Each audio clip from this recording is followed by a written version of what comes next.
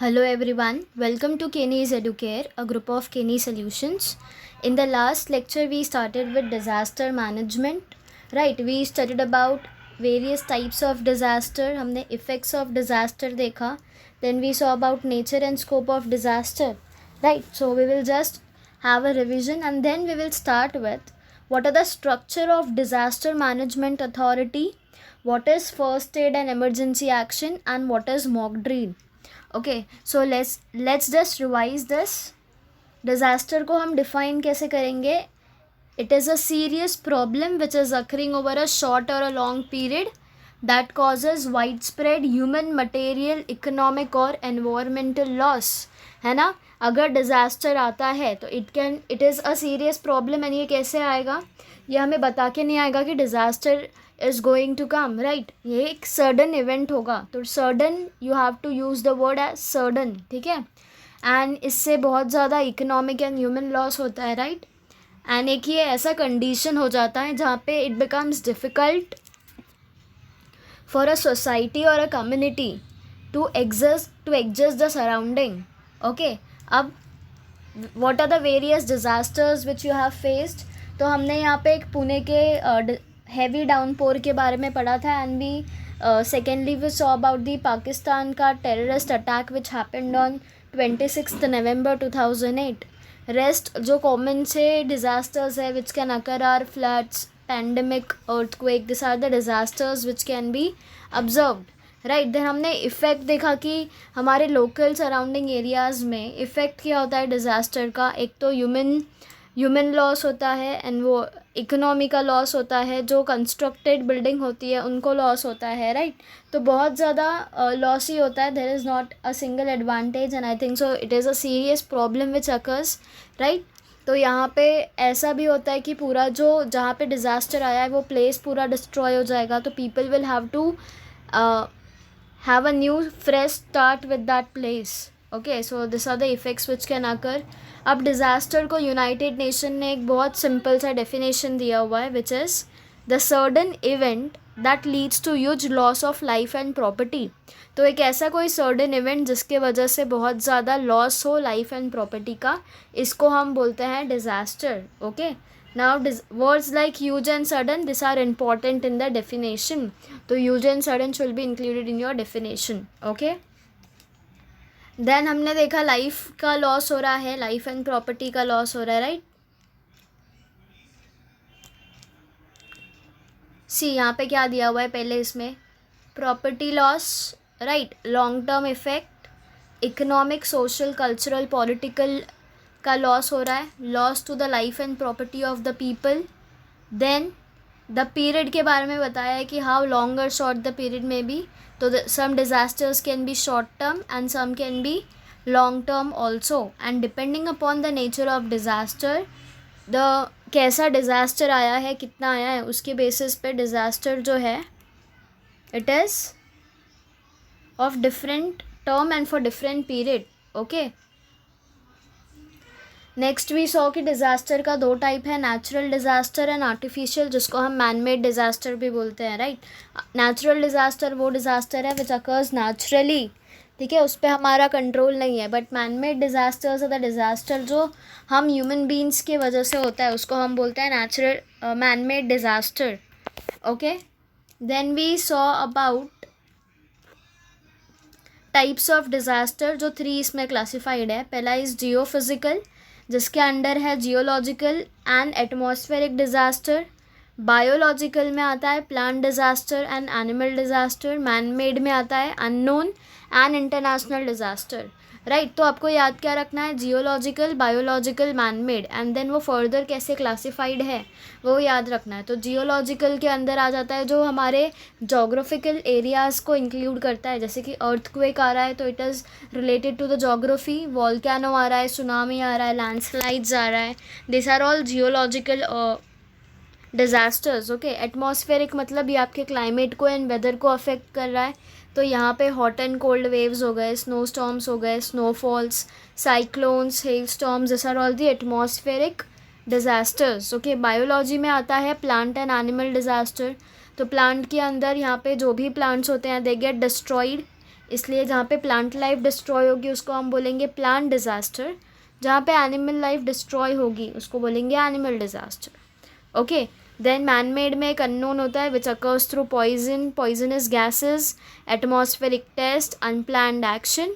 And दूसरा होता है इंटरनेशनल, अगर कोई कंट्रीज़ के बीच में वॉर हो रहा है, फायर हो रहा है, बॉम्ब ब्लास्ट हो रहा है कहीं पे, people are force to migrate from that place because वहाँ पे पानी नहीं है, तो people will have to move from that place to another cities, right. ये भी एक तरह का डिज़ास्टर है because people start vacating the places, ठीक है। तो ये मैन मेड डिज़ास्टर हो गया। Okay, so remember this 3 types of disaster, ठीक है। Then we saw some destructive effects of flood, forest fire, earthquake and dry famine, right. Flood का destructive effect क्या होता है, इंफ्रास्ट्रक्चर जाता है, इकोनॉमिक लॉस होता है, social disruption, soil erosion.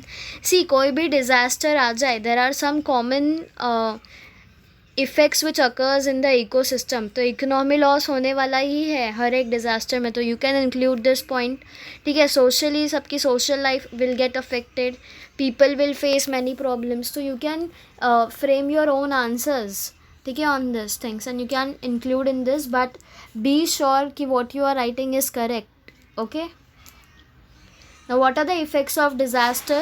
Now we have understood the serious effect of disaster with the help of above mentioned questions, right। यहाँ पे ब्रिज होता है वो कोलैप्स हो जाता है, कोस्टल विलेजेस में पूरा पानी भर जाता है, फूड, लोगों को खाने की कमी हो जाती है बिकॉज जो एग्रीकल्चरल लैंड होता है वहाँ पे भी बहुत पानी भर जाता है एंड वहाँ पे एग्रीकल्चरल लैंड गेट अफेक्टेड, जिसके वजह से जो फूड होता है that is also getting affected, घर टूट जाते हैं, क्रैक्स आ जाता है लैंड्स पे। This are the various effects of the disaster. Okay,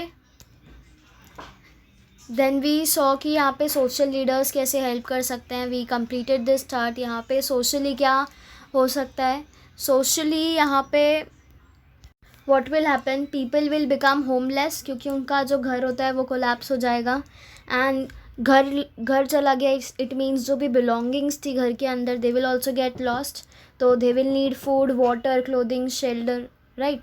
and सबको हर एक चीज़ की डिमांड होगी, इसलिए क्राइम्स बढ़ जाएंगे, चोरी बढ़ जाएगी, राइट। पॉलिटिकली क्या होगा, जो वहाँ पे लीडर होगा they will have to act strong, तो जो स्ट्रॉन्ग लीडरशिप अपना बताएगा they will help and they will take care of the victims.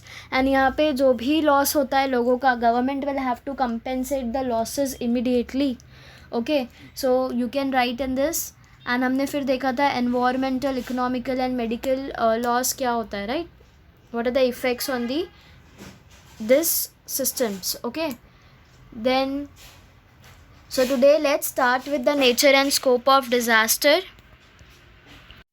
Now taking into consideration the scope of disaster, some of the important fact must be thought over as follows। अब disaster तो आ रहा है, we all are aware, पर उसके ऊपर कुछ thoughts तो हमें ऑलरेडी रेडी रखने चाहिए। जैसे प्री डिज़ास्टर फेस हो गया,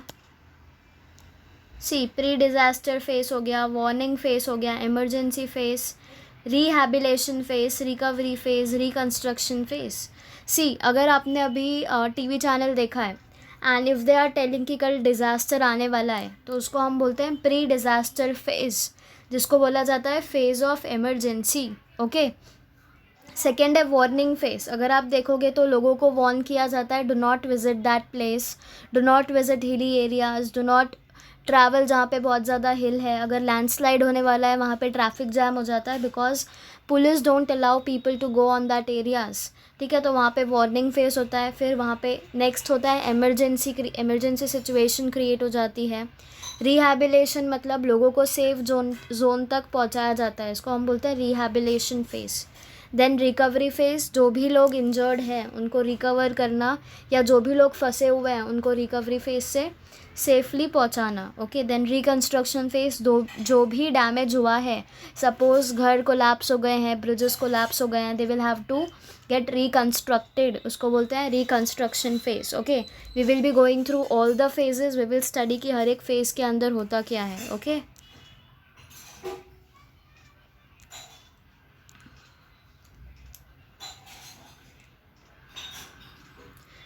taking into consideration the nature and scope of disaster, only 3 aspects of disaster are important for common citizens.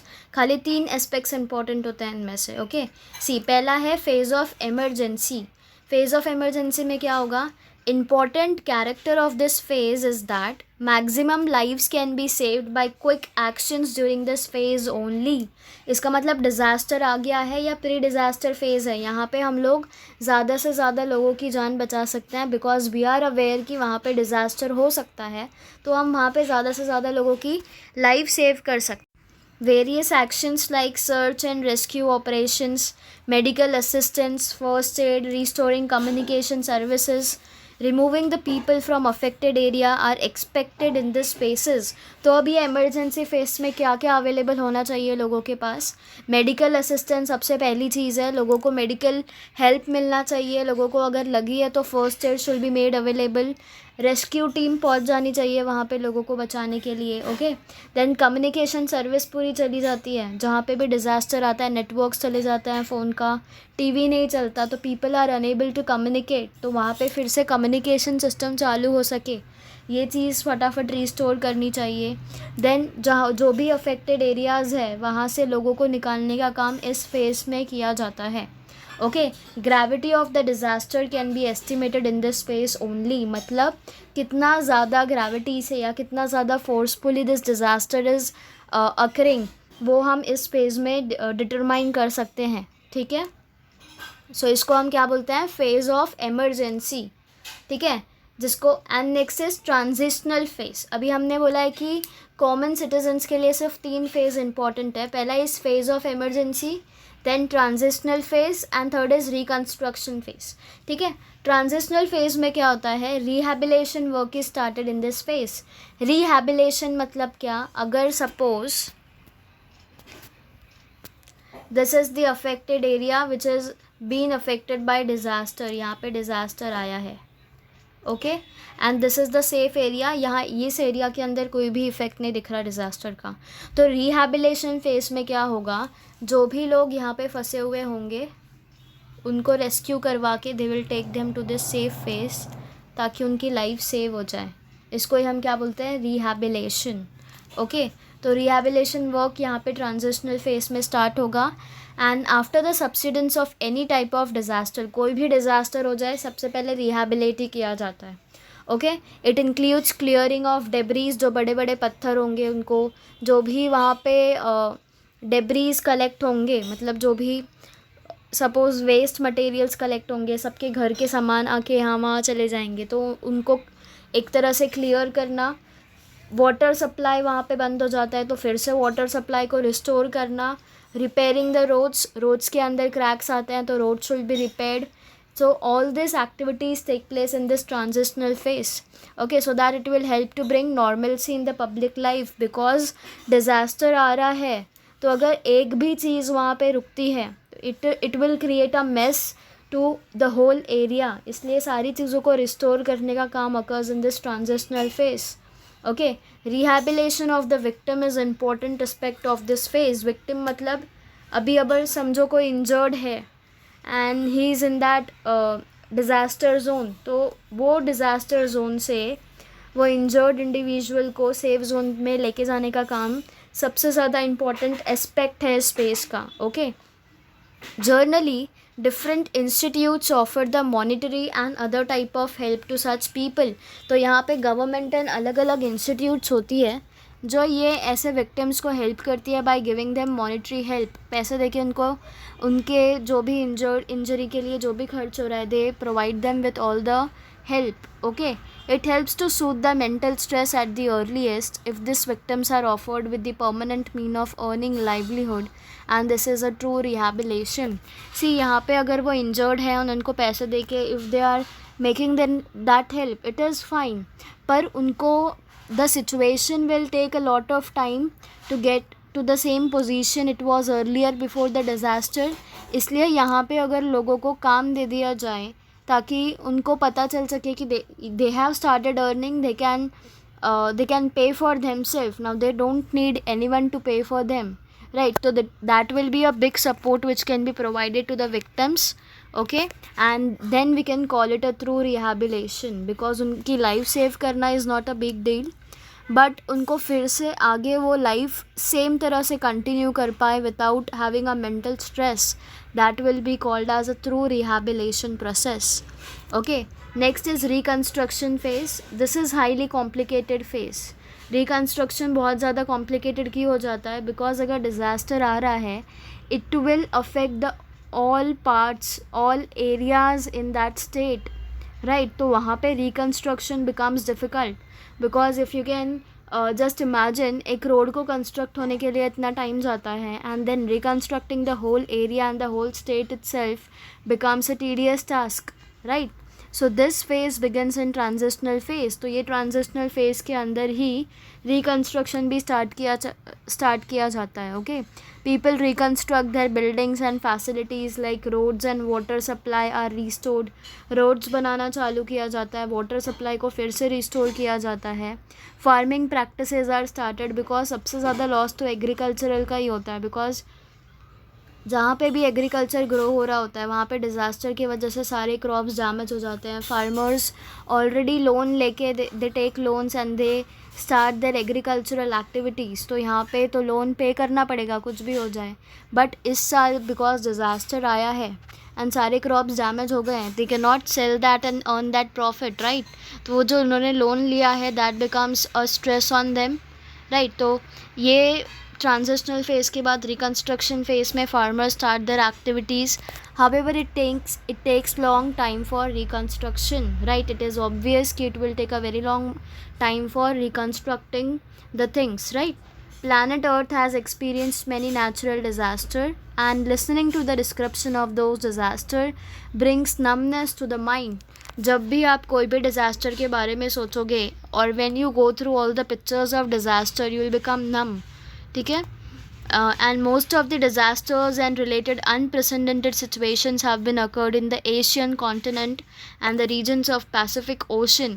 तो हमने ऐसे disasters भी face किए हैं जो predict ही नहीं कर पाया था कोई भी, ठीक है. ऐसे भी natural disasters occur हुआ है इंडिया के अंदर, एशियन countries के अंदर.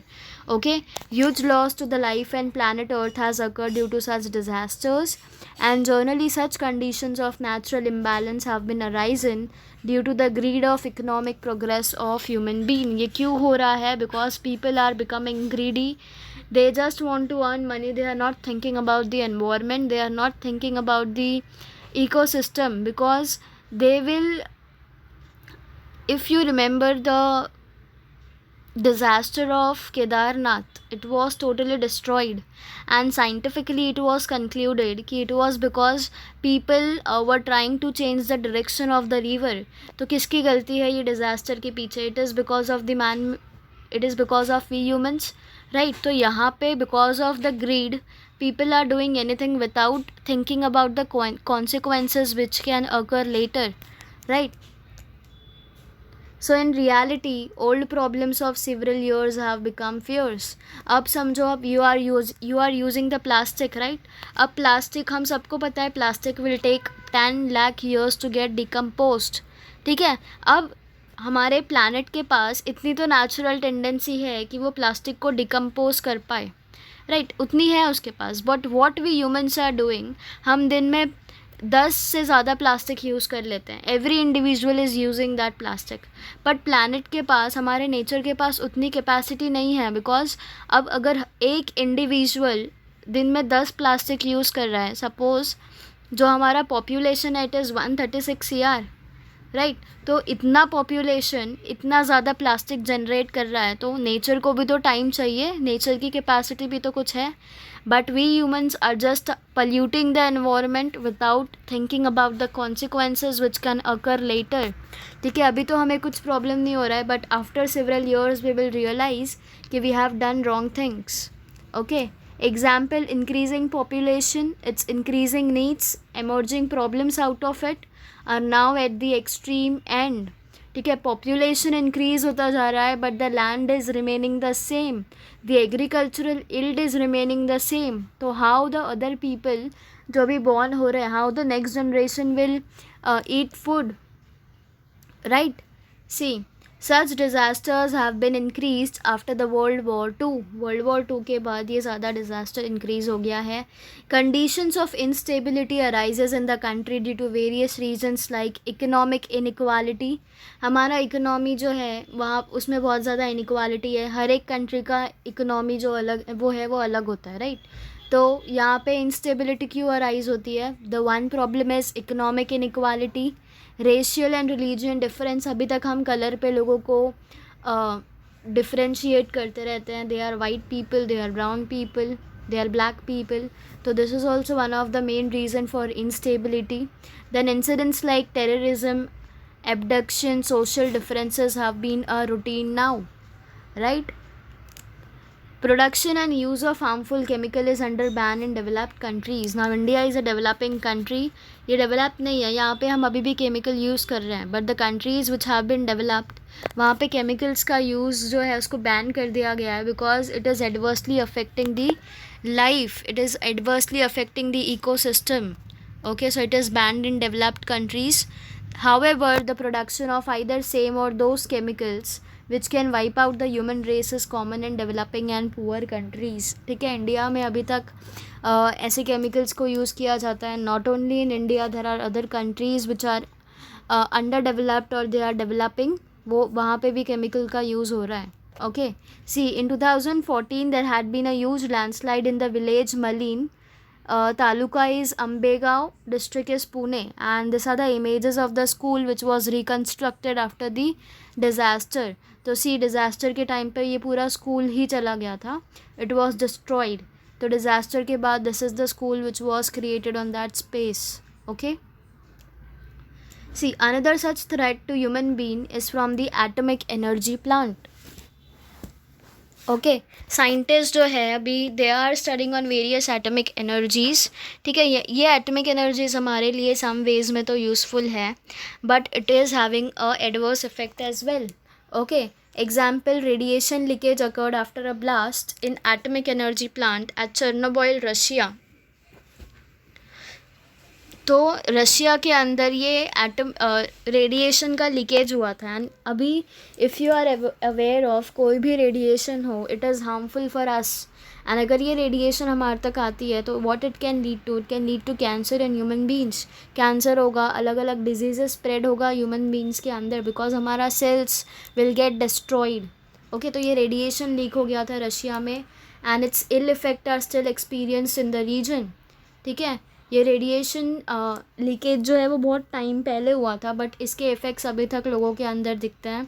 And this atomic energy plant was only use for electricity generation. अब वो ये क्यों यूज़ कर रहे थे atomic energy plant? For just generating the electricity. Now we all are aware of turbine. हमने पढ़ा है ये टूवर्ड्स ग्रीन एनर्जी लेसन में कि how electricity can be generated using various methods, right. तो इतने सारे मेथड्स अवेलेबल है. So what is the use of generating electricity from these atomic plants, right? So nowadays many countries are equipped with atomic energy, and out of this risk of radiation leakage is increasing due to carelessness.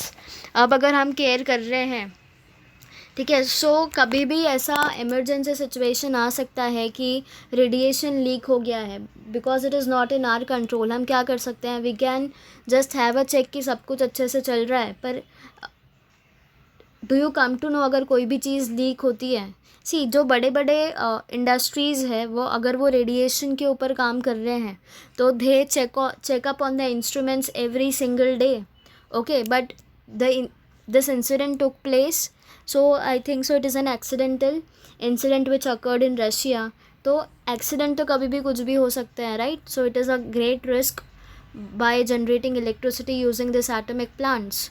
Okay, hence importance of disaster management has become the foremost need of almost all the nations. इसलिए disaster भले आए या ना आए, but we need to know कि how to manage those disaster, how to make people aware कि अगर कोई disaster आ रहा है तो how they should prepare themselves for the reaction. ठीक है, and अगर कोई डिज़ास्टर आने वाला है या आ सकता है तो we should be always prepared for that situation. Okay, in fact it is most necessary for citizens of all countries because they are the main sufferer in any type of disaster. अब सबसे ज़्यादा सफ़र कौन करता है disaster में? The local people, the citizens of that country, right? इसलिए citizens को knowledge होना चाहिए how they should react in this situations. Okay, hence direct participation of citizens in disaster management is highly necessary.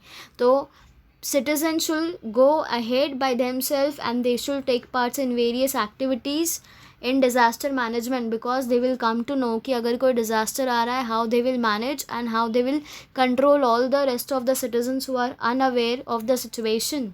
Okay, similarly disaster management schemes should be changed with respect to location, time and nature of the disaster.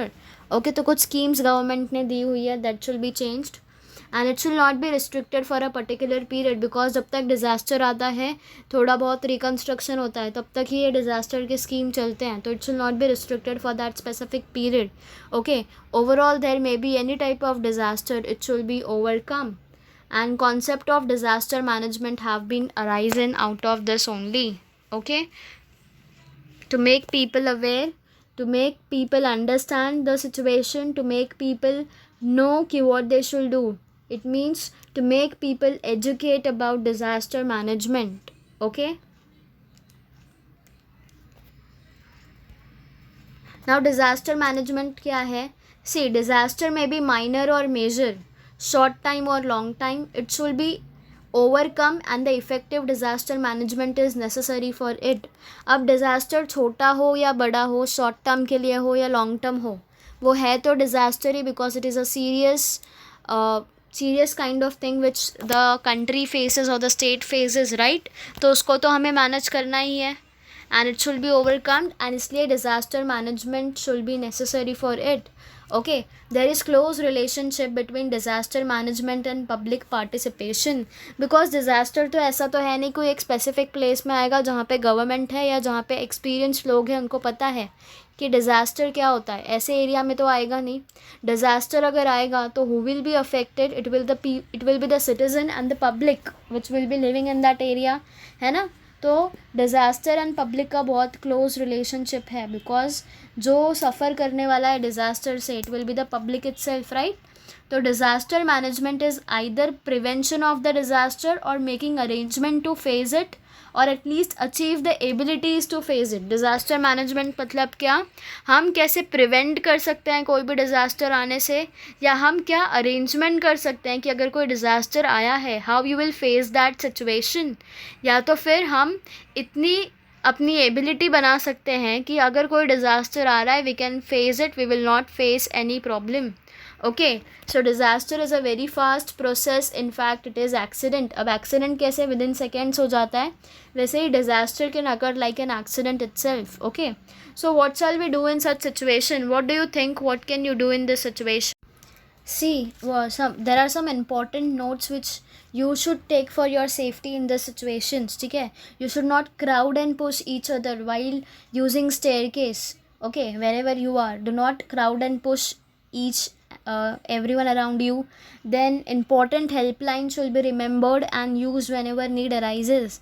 जैसे police का helpline number is 100, fire का है 101, disaster control unit का is 108, ambulance का 102, child helpline is 1028. So this all helpline number you should made available and it should be every individual in that area should be aware कि कौन सा helpline number अभी चल रहा है, government ने कौन सा हेल्पलाइन नंबर दिया हुआ है for rescue operation. Okay, then always look at left and right side while crossing और while going anywhere. Do not touch any unclaimed object. ठीक है, एंड सबसे एक बड़ी चीज़ है, do not spread rumours. If you are not aware of that, do not spread rumours and do not queue at a crowded place. वहाँ पे crowd नहीं जमा करनी. Okay, now how can we protect our self, our belongings and animals? See, in case of disaster management, there should be an attempt to minimize the losses. तो हमें ऐसा attempt करना है कि कम से कम loss हो. Okay, disasters are never planned, but losses due to it can be prevented in a planned manner. Disaster कभी भी आ सकता है, within seconds आ सकता है, पर हमें पता है कभी भी आ सकता है, तो we should be planned for that, right? So अब objectives क्या है disaster management का? सी ऑब्जेक्टिव्स क्या है, पहला है disposal of human life suffered by human being during the calamity and the release of the people, लोगों को रेस्क्यू कराना from that disaster affected state to some other place. Okay, then supply of essential commodities of the people to reduce the effect of disaster. अब लोगों को essential जो भी चीज़ें चाहिए, इसेंशियल कोमोडिटीज़ जैसे कि फूड चाहिए, क्लॉथ्स चाहिए, they should be provided to them. Then restore the human life in the region by creating reconciliation and disasters. फिर से रिकन्स्ट्रक्शन करके वो एरियाज़ में फिर से पीपल को रिस्टोर करवाना उनकी normal life. Okay, rehabilitate disaster victims, जो विक्टिम्स है जिनको जो इंजर्ड है उनको दूसरी जगह रिहैबिटेट कराना. Okay, then considering protective measures in disaster such disaster will not reach in future and slope take care to reduce their intensity. ठीक है, तो अभी जो डिज़ास्टर आया है उसको कैसे प्रिवेंट किया जाएगा उस पर स्टडी की जाती है बाय गवर्नमेंट और बाय अदर साइंटिस्ट. वो स्टडी करते हैं, दे चेकआउट कि ये इस डिज़ास्टर आने के पीछे का रीज़न क्या था. They study and they also study कि how it can be prevented in future. Okay, so this are the some of the objectives. Okay, disaster management is achieving or time to time improving the ability to face the disasters through scientific and careful observations and analysis of data. As I said, disaster आने के बाद scientists study all the aspects कि disaster क्यों आया था, how it can be prevented in the future, कितने intensity से आया था, वो सारे graphs जो है वो study किए जाते हैं, analyze किए जाते हैं, because of which अब हमारी जो एबिलिटी है to face the situation it has become better than previous. Okay, for example preparing the action plan through study of various aspects like preventive measure देखा जाता है, rehabilitation and reconstruction and executing the plan is nothing but the management of disaster. ठीक है, तो हमने जो पढ़ा था रिहैबिलेट करना, रिकन्स्ट्रक्ट करना, राइट, ट्रांजिशनल फेज जो हमने पढ़ा, ये सारे क्या है, it is the main aspect which is included in disaster management. इसको ही हम क्या बोलते हैं कि हम उसको डिज़ास्टर को अच्छी तरह से मैनेज कर रहे हैं. ओके, अब डिज़ास्टर मैनेजमेंट को हम दो पार्ट्स के अंदर डिवाइड करते हैं. First is pre disaster and second is post disaster management. तो प्री डिज़ास्टर मैनेजमेंट क्या होता है, डिज़ास्टर आने से पहले हम कौन सी चीज़ों को मैनेज करेंगे, एंड पोस्ट डिज़ास्टर मतलब डिज़ास्टर आके चला गया है तो डिज़ास्टर के जाने के बाद आप कौन सी चीज़ें मैनेज कर सकते हैं. ओके, प्री डिज़ास्टर मैनेजमेंट में क्या है, this includes the complete preparation and planning to face any type of disaster. ठीक है, कोई भी टाइप का डिज़ास्टर को फेस करने के लिए हम पहले से प्लानिंग करेंगे, वो क्या होता है, it is pre disaster management. Okay, पहला हमें क्या करना है, identifying the pro disaster areas, मतलब कौन से ऐसे एरियाज़ है जहाँ पे डिज़ास्टर सबसे ज़्यादा आ सकता है एंड वो एरिया सबसे ज़्यादा अफेक्टेड होंगे.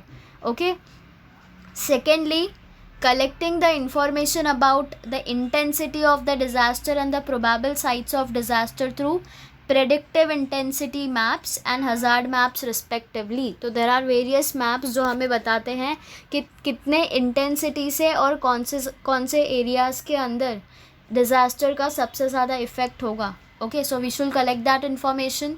Getting special training for disaster management. ठीक है, so there are various courses which are available for this disaster management. Then increasing awareness about disaster management among the general public through training programs. After you took the training, just start with training all the public and all the people around you to face that difficult situation. Okay, then mass media and etc, you can post it on social medias how you should be prepared for any type of disasters. Okay, and then post disaster management के बारे में भी उनको बताएंगे हम. Okay, so this are the plannings which are included in pre disaster management system. अब post disaster में क्या होगा, पहला तो providing all types of necessary help to victims of disaster. तो अभी जो भी विक्टिम्स है जिन्होंने डिज़ास्टर को फेस किया है उनको हर टाइप की नेसेसरी हेल्प हमें प्रोवाइड करनी है. Then participation of preferably local people saved from the disaster in arranging the helps of victim. तो ऐसे लोकल पीपल से जो बच गए हैं डिज़ास्टर से, वो विक्टिम नहीं है, उनको कुछ हुआ नहीं है, दे आर सेफ, उनको वो उनसे हम कैसे हेल्प करवाएंगे या वो लोगों की कैसे हेल्प करेंगे टू फेस दैट सिचुएशन, ठीक है. Then quick establishment of help centre, जल्दी से हमें हेल्प सेंटर्स को अरेंज करना है ताकि लोग वहाँ पे हेल्प ले सके जाके. Different types of disaster and need different types of control centres, ठीक है. तो पहले हमें चाहिए हेल्प सेंटर एंड दूसरा हमें चाहिए कंट्रोल सेंटर्स. तो डिज़ास्टर के इमीडिएट इफ़ेक्ट के बाद वी नीड दिस सेंटर्स ताकि लोग वहाँ पे आके हेल्प ले सकें. Okay, then categorization of the help material receive from the control centre, delivering the material to the victim and continuous review of the help. तो हमें सिर्फ हेल्प नहीं करनी, we should take reviews from them whether they need something else और whether what you have provided is their need और not. उन्हें कुछ और चाहिए, ये हमें रिव्यू लेना है उनसे and we should help them in every possible way. Okay, then been always prepared for disaster rescue, ठीक है. एंड ये आप कब कर सकते हो, when you have that special training. आप यहाँ पे एकदम if any disasters occur you are specially trained in that and you will help all the people surrounding you, and this is the reason this disaster management topic is given in your textbook, ठीक है. तो there might be condition if in future if this happens within your surrounding, you are aware of कि एक help centre होता है, एक control centre होता है, एक हेल्पलाइन नंबर गवर्नमेंट देती है. How government help people by sending rescue team, how government help by providing them food and necessary requirements, ठीक है. आपको ये सारी चीज़ें पता होगी in future, right? So I hope you have understood all the topics which I have covered today. In the next lecture I will start with the remaining part. Okay, so thank you everyone.